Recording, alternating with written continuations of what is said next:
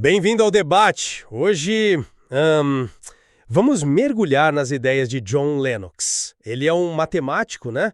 Bem conhecido por sua defesa do cristianismo e como ele tenta conectar a fé com a ciência moderna. A nossa conversa vai se basear bastante nas críticas e análises que a gente encontra nos textos de Jorge Guerra Pires, que questiona um pouco a solidez desses argumentos. Exato, e a questão central, né? A questão que vai guiar nossa troca de ideias aqui é: será que os argumentos do Lennox realmente constroem uma ponte sólida, intelectualmente honesta, entre a fé cristã e a razão científica? Ou será que, como a crítica sugere, eles acabam se apoiando em raciocínios falhos, sabe? Interpretações históricas meio questionáveis e até um apelo à autoridade fora da área de expertise dele? Da minha parte, eu vou defender a perspectiva de que Lennox apresenta, sim, argumentos racionais e evidências que apontam para uma harmonia possível, sabe? E talvez até frutífera, entre essa visão de mundo cristã e as descobertas da ciência. E eu vou argumentar o contrário, que uma análise mais atenta, olhando para o material fonte que inspira essa discussão, na verdade revela problemas lógicos e históricos bem importantes nos argumentos que o Lennox apresenta, o que sugere, talvez, que a retórica pode estar, superando a substância. Olha, eu vejo o trabalho de Lennox como uma contribuição, importante para mostrar que a ciência moderna não só não é inimiga da fé, como, historicamente, ela talvez tenha encontrado um terreno fértil justamente na cosmovisão judaico-cristã. E o que eu quero dizer com cosmovisão é aquela ideia fundamental, né? De que o universo é ordenado, ele é compreensível e foi criado por uma mente racional, um Deus que estabelece leis. Essa crença, na minha visão, foi sim um motor para a investigação científica. Pensa em gigantes como Isaac Newton ou Johannes Kepler. Eles eram profundamente religiosos e as crenças deles não eram tipo um apêndice, sabe?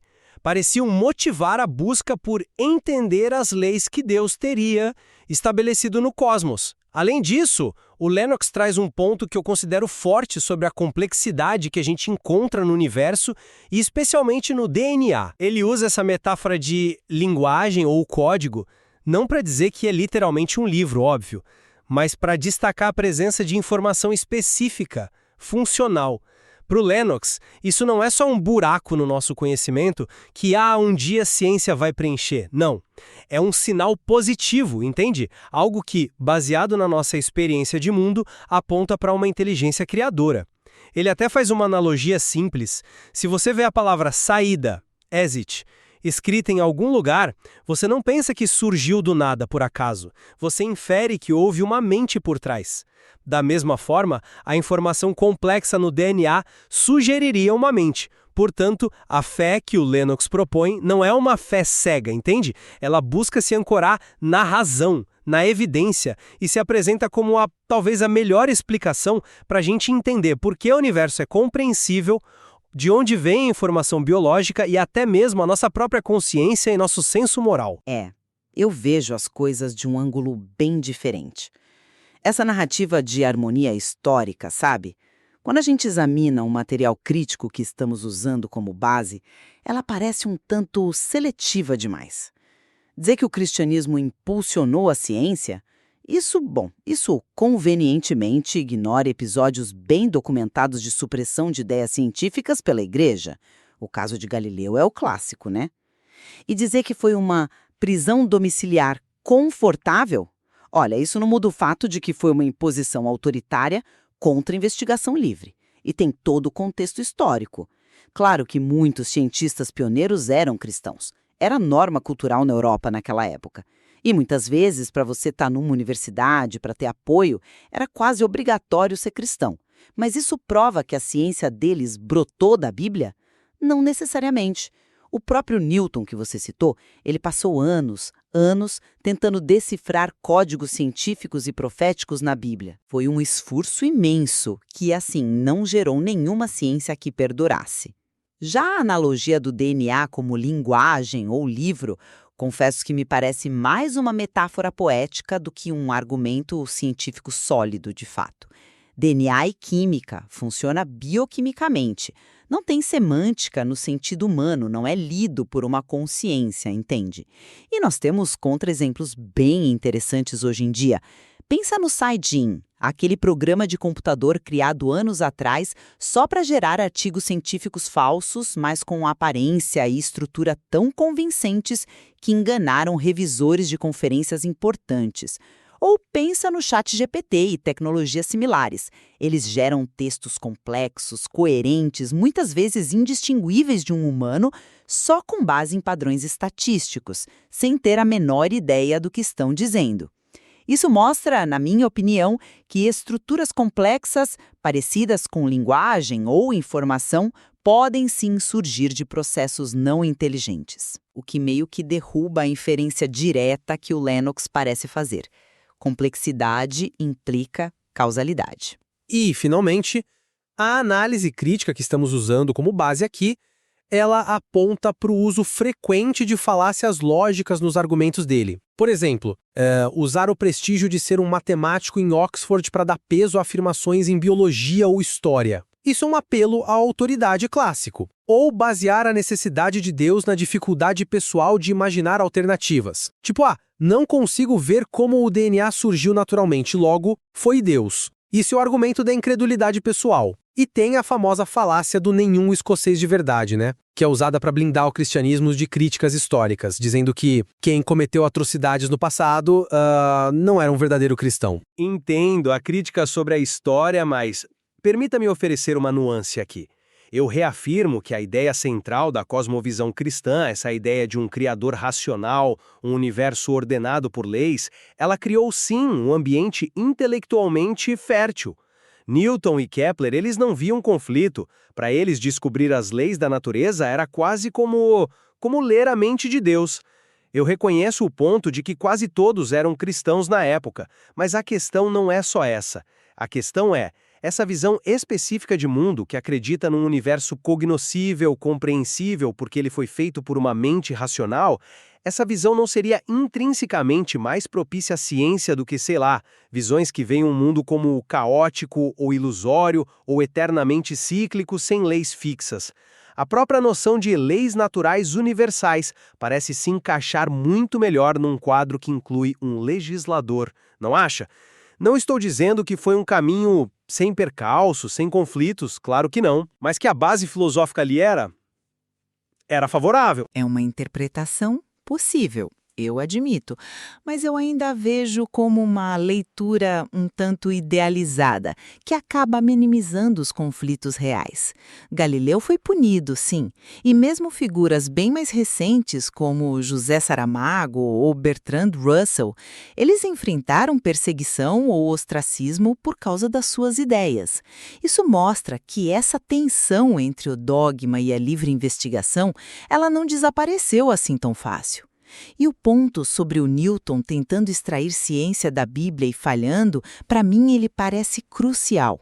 Se nem ele conseguiu, por que a gente deveria acreditar que a chave para o avanço científico está em voltar às escrituras? Além disso, a ciência não nasceu com o cristianismo, né? Temos exemplos notáveis de investigação racional no mundo antigo, muito antes. Eratóstenes medindo a Terra, Aristarco propondo o heliocentrismo, Hipátia com suas contribuições matemáticas. Focar só nos cientistas cristãos famosos me parece um exemplo clássico do que a gente chama de viés de sobrevivência. O que é isso? É quando a gente olha só para os casos de sucesso, aqueles que chegaram até nós, e esquece todo o contexto que, nesse caso, era o monopólio institucional da Igreja por séculos, que dificultava ou até impedia que não cristãos tivessem voz ou reconhecimento acadêmico. Será que a ciência não avançou muitas vezes apesar da ortodoxia religiosa e não exatamente por causa dela? Existem relatos, inclusive, de que tanto Newton quanto Kepler tinham um certo receio das autoridades religiosas do seu tempo. Como você concilia esse receio com a ideia de um ambiente puramente harmonioso e estimulante? É uma pergunta válida, sem dúvida. E a história é complexa, não tem jeito. Mas vamos mover um pouco o foco para um ponto que eu considero bem central na argumentação de Lennox hoje. A questão do DNA e da informação. Quando eu defendo a inferência de uma mente inteligente a partir da complexidade informacional do DNA, não estou tentando, tapar buracos no conhecimento com Deus, aquele famoso Deus das lacunas. A ideia é outra. É uma inferência baseada no que nós sabemos por experiência. Em toda a nossa observação do mundo, informação complexa, codificada e com um propósito específico, como, por exemplo, as instruções para construir uma proteína ou uma máquina, ela sempre vem de uma fonte inteligente. O DNA funciona basicamente como um gigantesco banco de dados digital, especificando como construir e operar seres vivos complexos. Argumentar que essa informação específica aponta para uma mente é, na visão de Lennox, fazer uma inferência para melhor explicação, usando a evidência que a gente tem sobre como a informação surge em todos os outros contextos que conhecemos. A analogia do livro ou do código, ela serve para ilustrar essa natureza informacional, não para ser levada ao pé da letra bioquimicamente, entende? Veja bem, é justamente essa analogia e a inferência que se tira dela que me parecem problemáticas. DNA é química. Opera por afinidades moleculares, não por significado semântico para um leitor consciente. A linguagem ali é puramente funcional, bioquímica. E o genoma também não é um livro perfeito, né?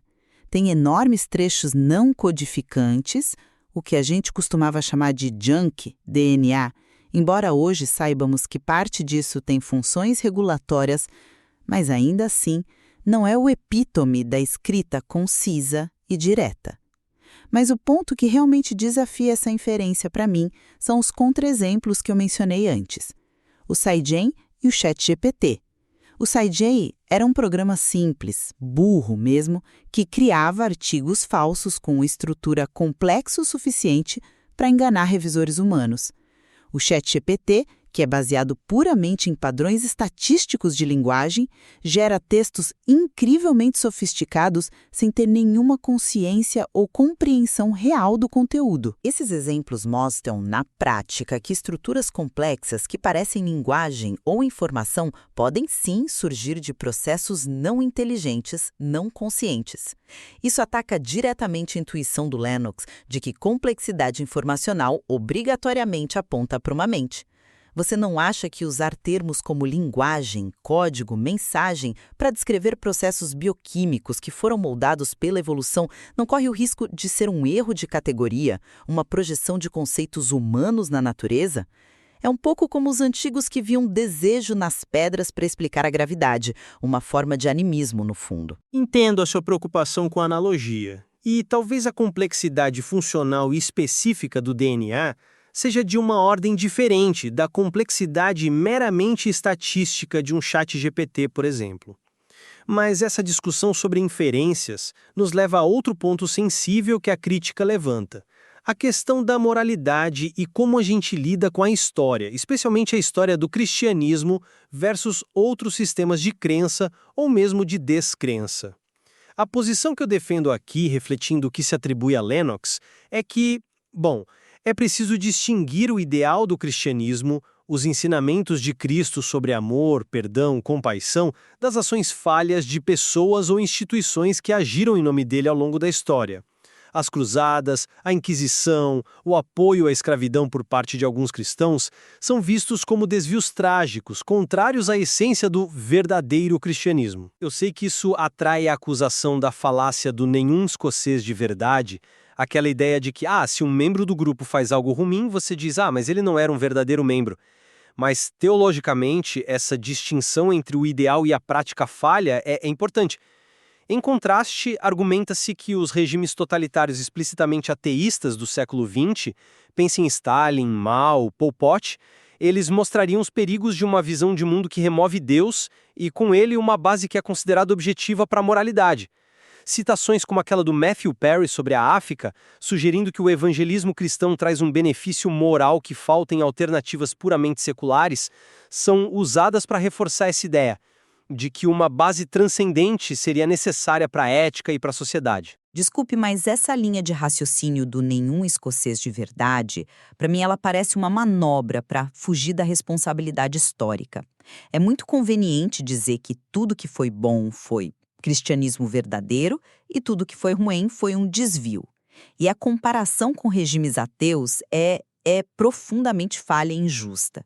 Culpar o ateísmo, que é só a ausência de crença em deuses, pelos crimes de Stalin ou Mao é ignorar as motivações reais, que eram políticas: consolidação de poder absoluto, culto à personalidade, ideologias totalitárias seculares como o marxismo-leninismo distorcido.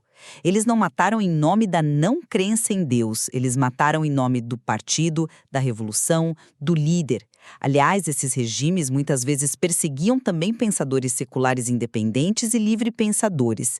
E o nazismo não era um regime ateu. Hitler fez acordos formais com a Igreja Católica, a Reichskonkordat, um tratado de 1933, e usou retórica religiosa quando era conveniente. O lema Gott mit uns, Deus conosco, estava nos cinturões dos soldados alemães. Agora, contrasta isso com a história do cristianismo. Não foram só desvios de indivíduos, houve justificativa teológica explícita para muita violência e opressão. A própria Bíblia tem passagens que regulamentam a escravidão.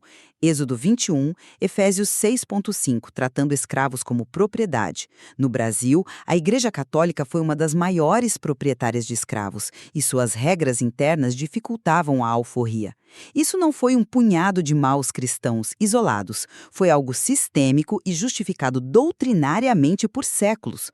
Como você reconcilia essas passagens bíblicas e essa história institucional com a ideia de que o verdadeiro cristianismo sempre foi contra a escravidão? E a própria ideia de que a moralidade precisa de Deus é muito questionável. O dilema de Eutífron, lá da Grécia Antiga, já perguntava: algo é bom porque Deus manda ou Deus manda porque já é bom? Se for a segunda opção, então a bondade existe independentemente de Deus. Nós temos éticas seculares robustas baseadas na razão, na empatia, na cooperação mútua, que têm raízes até na nossa evolução biológica. E muitos abolicionistas importantes, como Thomas Paine, eram deístas ou críticos da religião organizada, não cristãos ortodoxos. O duplo padrão aqui me parece gritante. Reconheço a força desses questionamentos históricos e éticos. São pontos que exigem uma reflexão profunda, sem dúvida, por parte de qualquer um que defenda a fé cristã hoje.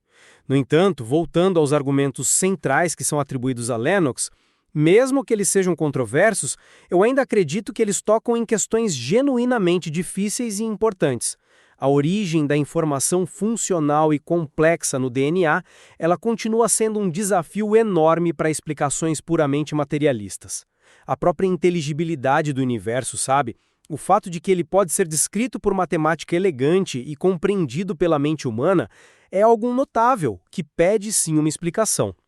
E a busca humana por significado, por propósito, por uma base sólida para a moralidade, ela encontra na perspectiva cristã um quadro que, para muitos, oferece respostas coerentes e que pode sim dialogar com a razão e com a ciência. A proposta, como vejo, não é de uma fé cega, mas de uma fé que se vê como a explicação mais abrangente para a totalidade da nossa experiência. Sintetizando, então, a perspectiva crítica que emerge do material que a gente analisou, a conclusão aponta para uma apologética que, embora seja eloquente, parece depender bastante de recursos retóricos e falácias lógicas, o apelo à autoridade fora da área, o argumento baseado na dificuldade pessoal de imaginar alternativas, o nenhum escocês de verdade que mencionamos. As interpretações da história e da ciência parecem por vezes um tanto seletivas, talvez minimizando dados inconvenientes, como a repressão religiosa à ciência ou a rica história da ciência pré-cristã. A analogia do DNA, como vimos, é fortemente contestada por exemplos de complexidade que surgem de processos não inteligentes. E o tratamento diferenciado dado às falhas históricas do cristianismo versus as de regimes seculares. Isso levanta sérias questões sobre a consistência argumentativa. O foco No fim das contas, parece estar mais na persuasão do que na demonstração lógica e factual rigorosa que a gente esperaria num debate intelectual desse nível. Sem dúvida alguma, estamos lidando aqui com temas de enorme complexidade, né? Nessa interface entre fé, ciência, história, filosofia, não há respostas simples ou definitivas que vão satisfazer a todos. Concordamos nisso. Acho que o essencial é manter o espírito crítico, analisar todas as perspectivas com cuidado, pesar as evidências, examinar a lógica dos argumentos. O material que a gente discutiu hoje com as ideias de Lennox e as críticas a elas certamente oferece um excelente ponto de partida para quem nos ouve continuar essa investigação por conta própria e, bom, formar suas próprias conclusões.